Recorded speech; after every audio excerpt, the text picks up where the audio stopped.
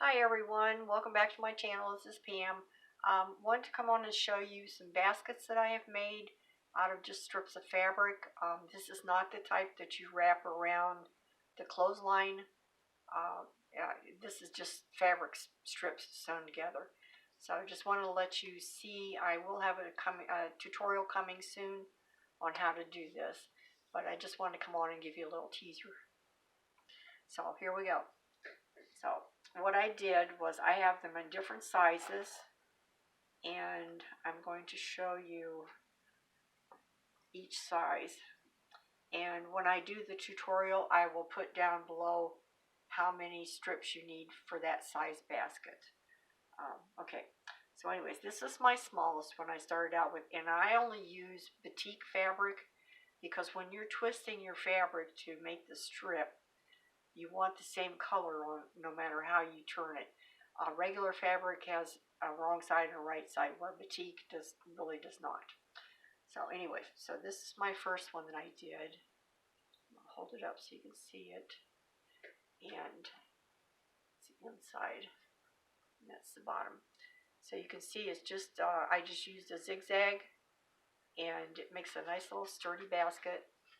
And then I whip stitched beads all the way around, and then made the little dangle right here.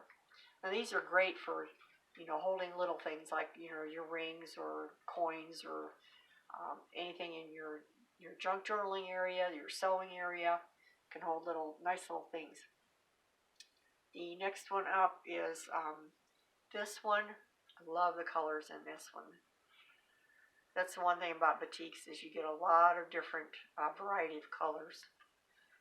Now this one, when I was finished sewing it, I whip stitched a piece of wire around that had beads in the wire. How can I say this? I put the beads in through the wire, okay, and then whip stitched it all on. So that's got like a pewter color. And then what's neat with the wire is you can actually bend the a shape at the top of the basket, so you can get a little wavy thingy there. The next one is this one, and this is probably my favorite out of all of them. Well, one of my favorites. You get addicted after you start making some of these, I'm telling you.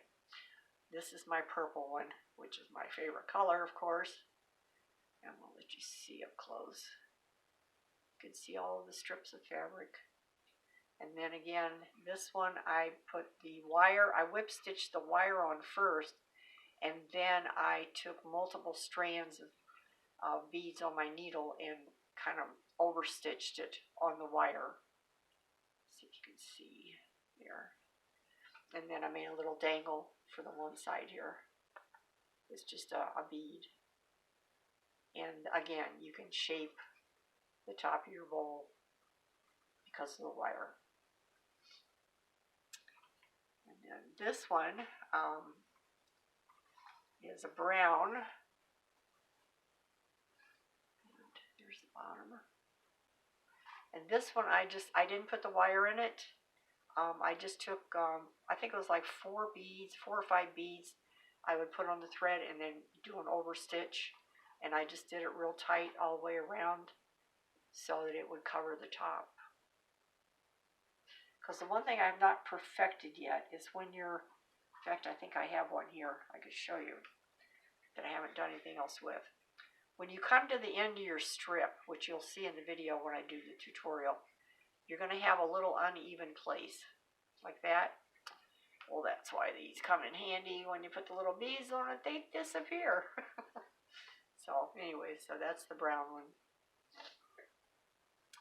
And here's my green one. I really like this one too. And it's all emerald greens, batiks. And again, I put the wire around the top and then whip stitched the blue, the blue beads and the little green, lime green beads on the top.